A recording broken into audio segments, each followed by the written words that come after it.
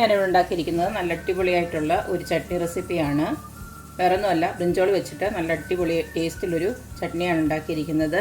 ഇത് ചോറിൻ്റെ കൂടെയും അതുപോലെ തന്നെ നമ്മുടെ ദോശ, ഇഡ്ഡലി, ചപ്പാത്തി എല്ലാത്തിൻ്റെയും കൂടെയും നല്ലൊരു കോമ്പിനേഷനാണ്.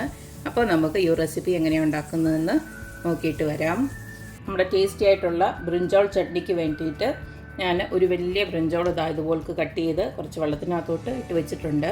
പിന്നെ ഇതിലേക്ക് നമുക്ക് വേണ്ടത് കുറച്ച് മുളകാണ്. കാശ്മീരി ചില്ലിയാണ് എടുത്തിരിക്കുന്നത്. ഒരു 10-15 കാശ്മീരി ചില്ലി, അത് നിങ്ങളുടെ എരിവ് അനുസരിച്ചിട്ട് എടുത്തേച്ചാൽ മതി. പിന്നെ ഒരു 7 അല്ലി വെളുത്തുള്ളി ഇതുപോലെ റെഡിയാക്കി വെച്ചിട്ടുണ്ട്. പിന്നെ ഇത്രയും പിഴിപുളി, അതും നിങ്ങളുടെ പുളിയുടെ അനുസരിച്ചിട്ട് ഇട്ടേച്ചാൽ മതി. അടുത്തത് നമുക്ക് വേണ്ടത് ഒരു 3 ടൊമാറ്റോ ആണ്. അതും ഇതുപോലെ അരിഞ്ഞു വെച്ചിട്ടുണ്ട്. പിന്നെ ഇതിലേക്ക് ഞാൻ എടുത്തു വെച്ചിരിക്കുന്നത് 1 ടേബിൾ സ്പൂണ് മല്ലി, മുഴുവൻ മല്ലി ഉണ്ടല്ലോ, അതും 1 ടീസ്പൂണ് നമ്മുടെ ചെറിയ ജീരകവുമാണ് എടുത്തു വെച്ചേക്കുന്നത്. പിന്നെ വേണ്ടത് ഇതുപോലെ ഞാൻ ഒരു സവാള ഇതുപോലെ അരിഞ്ഞു വെച്ചിട്ടുണ്ട്. പിന്നെ ഇതിലേക്ക് ഞാൻ കുറച്ച് കപ്പലിൻ്റെ ഇതുപോലെ എടുത്തു വെച്ചിട്ടുണ്ട്. ഇത് ഓപ്ഷനിലാണ്, നമുക്കൊരു ക്രഞ്ചി ഫീലിംഗ് കിട്ടാനായിട്ടാണ് ഇതും എടുത്തു വെച്ചിരിക്കുന്നത്. ഇത് വേണ്ടവർക്ക് മാത്രം ഉപയോഗിച്ചാൽ മതി. അടുത്ത ഇതിലേക്ക് കുറച്ച് മല്ലിയിലയോടെ ഇതുപോലെ റെഡിയാക്കി വെച്ചിട്ടുണ്ട്. വഴുതനങ്ങ ചട്നി ഉണ്ടാക്കാനായിട്ട് ഇതുപോലെ ഒരു ചീനച്ചട്ടി അടപ്പിലോട്ട് വെച്ച് കൊടുത്തിട്ടുണ്ട്. ഇതിലേക്ക് ഞാൻ സൺഫ്ലവർ ഓയിൽ ഒഴിച്ചു കൊടുക്കുകയാണ്. എണ്ണ ഒന്ന് ചൂടായി വരുന്നുണ്ടെങ്കിൽ നമുക്ക് ആ മുളകും അതുപോലെ തന്നെ വെളുത്തുള്ളിയോടെ ആദ്യം ഒന്ന് വറുത്തെടുക്കണം.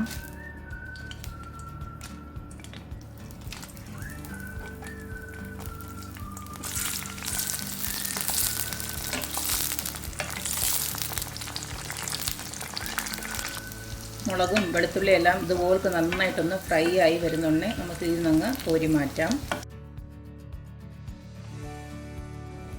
ഇനി ഈ സെയിം എണ്ണയിലോട്ട് നമ്മുടെ അരിഞ്ഞു വെച്ചിരിക്കുന്ന വഴുതനങ്ങ ഉണ്ടല്ലോ, അത് വെള്ളമൊക്കെ ഒന്ന് ഊറ്റിക്കളഞ്ഞതിന് ശേഷം നമുക്കൊന്ന് ഫ്രൈ ചെയ്തെടുക്കാം.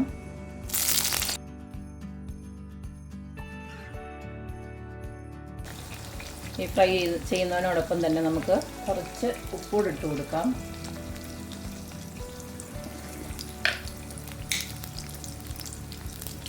ഒരു 1/4 ടീസ്പൂൺ ഉപ്പിട്ട് കൊടുത്തിട്ടുണ്ട്. ഇത് എണ്ണയിൽ വറുക്കാതെ തന്നെ നിങ്ങൾക്ക് സ്റ്റൗവിലോ കനലിലോ വെച്ചിട്ട് ഈ ഒരു ബ്രിഞ്ചോൾ നന്നായിട്ട് കനലിൽ ചുട്ടെടുക്കത്തില്ലേ, അതുപോലെ വേണമെങ്കിലും ചെയ്യാം. ഇതിപ്പോൾ ഞാൻ ഈ ബ്രിഞ്ചോളൊക്കെ വാങ്ങിക്കുമ്പോൾ മിക്കവാറും ഈ പുഴുക്കൂത്തൊക്കെ ഉണ്ട്. അതായത് ചുട്ടെടുക്കുന്നതിന് പകരമാണ് ഞാൻ ഈ ഒരു ഫ്രൈ ചെയ്യുന്നത്. നിങ്ങൾക്ക് എണ്ണയിൽ അങ്ങനെ ഫ്രൈ ചെയ്യാൻ താല്പര്യമില്ലെങ്കിൽ ചുട്ട് വേണമെങ്കിലും എടുക്കാം.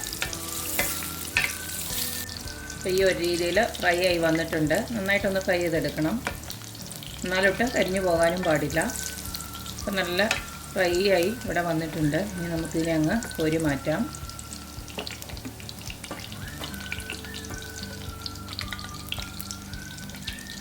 ഇതിൻ്റെ തന്നെ ബാക്കിയുള്ള വഴുതനങ്ങയോടെ ഞാനങ്ങ് ഫ്രൈ ചെയ്തെടുക്കുകയാണ്. അപ്പോൾ ഇതും ഒന്ന് മൂത്ത് വന്നിട്ടുണ്ട്. ഇതുകൂടെ നമുക്ക് ഇതിനകത്തോട്ട് കോരി മാറ്റാം. അടുത്തത് ഈ സെയിം എണ്ണയ്ക്കകത്തോട്ട് നമുക്ക് പീനട്ടൂടൊന്ന് വറുത്ത് മാറ്റാം. നമ്മളിട്ട് കൊടുത്ത കപ്പലിൻ്റെ ഇതുപോലൊന്ന് മൂത്ത് വന്നിട്ടുണ്ട്. അന്നേരം നമുക്ക് എണ്ണയ്ക്കകത്തൊന്ന് ഇതുപോലൊന്ന് കോരി മാറ്റാം. ഇനി അടുത്തത് നമ്മളെടുത്ത് വെച്ചിരിക്കുന്ന ആ മല്ലിയും അതുപോലെ തന്നെ ജീരകവും ഉണ്ടല്ലോ, അതിലേക്ക് ഇട്ട് കൊടുക്കുകയാണ്.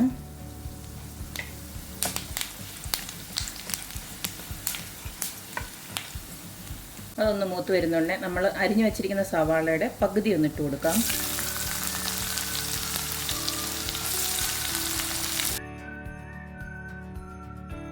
ഉള്ളി ഇതുപോലെ ഒന്ന് വാടി വരുന്നുണ്ടെങ്കിൽ നമുക്ക് അരിഞ്ഞു വെച്ചിരിക്കുന്ന ടൊമാറ്റോ ഉണ്ടല്ലോ, അതുകൂടെ അങ്ങോട്ട് ഇട്ട് കൊടുക്കാം.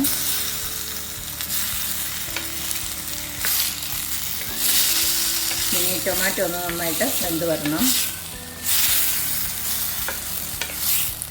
ഒക്കെ ഒന്ന് വെന്ത് വരുന്ന സമയം കൊണ്ട് നമുക്ക് ഈ ഒരു മുളകും അതുപോലെ തന്നെ പിന്നെ വെളുത്തുള്ളി അതുപോലെ തന്നെ കപ്പലിൻ്റെ എല്ലാം കൂടെ ഒന്ന് തരിതരിപ്പായിട്ട് ഒന്ന് പൊടിച്ചെടുക്കാം. ഏകദേശം ഇതപ്പം നന്നായിട്ട് തണുത്ത് വന്നിട്ടുണ്ട്. കൈകൊണ്ട് വേണമെങ്കിൽ ഇങ്ങനെ പൊടിച്ചെടുത്താൽ ഇത് പൊടിയും, കാരണം നല്ലതായിട്ട് വറുത്തിട്ടുണ്ട്. പക്ഷേ എനിക്ക് ഒരു പേടി, കൈ മൊത്തം നീറുമോ എന്നുള്ള പേടി കാരണം. അതുപോലെ തന്നെ ഈ പുളിയൂടെ ഞാൻ ഇതിനകത്തോട്ടിടുകയാണ്. ഇതെല്ലാം ജസ്റ്റ് ഒന്ന് ക്രഷ് ചെയ്തെടുത്തേച്ചാൽ മതി.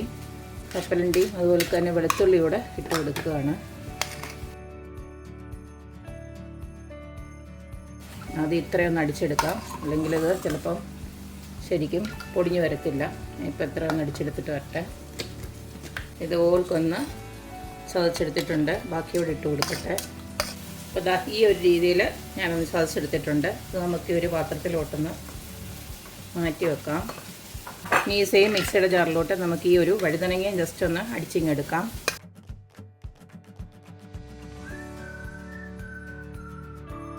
വഴുതനങ്ങ എന്താ ഇതുപോൽക്കൊന്ന് ക്രഷ് ചെയ്തെടുത്തിട്ടുണ്ട്. ഇതിനെ നമുക്ക് ഇതിലോട്ട് മാറ്റാം. ഇതിനെ ഇവിടെ ഇരിക്കട്ടെ. ഇനി നമ്മുടെ തക്കാളി വേവിച്ചതിനെ കൂടെ ഇതുപോൽക്കൊന്ന് അടിച്ചെടുക്കണം. തക്കാളി ഒരു 5-10 മിനിറ്റും കൊണ്ട് നന്നായിട്ട് വെന്ത് വന്നിട്ടുണ്ട്. ഇതിനെ നമുക്ക് സ്റ്റൗ ഓഫ് ചെയ്യാം. എന്നിട്ട് ഇത് വേറൊരു പാത്രത്തിലോട്ട് മാറ്റി വെക്കാം. ഇത് നന്നായിട്ടൊന്ന് തണുക്കണം. അതിന് ശേഷം നമുക്ക് ആ മിക്സിയിലിട്ട് ജസ്റ്റ് ഒന്നും കൂടെ ഒന്ന് അടിച്ചെടുക്കുന്നത്. ഓൾറെഡി നല്ല കുഴഞ്ഞിരിക്കുക. ഇങ്ങനെ തന്നെ വേണമെങ്കിലും ഉപയോഗിക്കാം. എന്നാലും നമ്മൾ മല്ലിയൊക്കെ ഇട്ട് കൊടുത്താണല്ലോ, അതുകൂടെ ഒന്ന് ജസ്റ്റ് ഒന്ന് ക്രഷ് ചെയ്ത് വേണമെങ്കിൽ എടുക്കാം, അല്ലെങ്കിൽ ഇങ്ങനെ തന്നെ യൂസ് ചെയ്യാം. അപ്പോൾ ഞാൻ സ്റ്റൗ ഓഫ് ചെയ്യാണ്.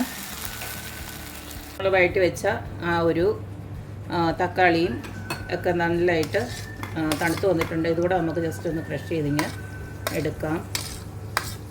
പകുതി വെച്ച് അടിച്ചിങ്ങെടുക്കാം.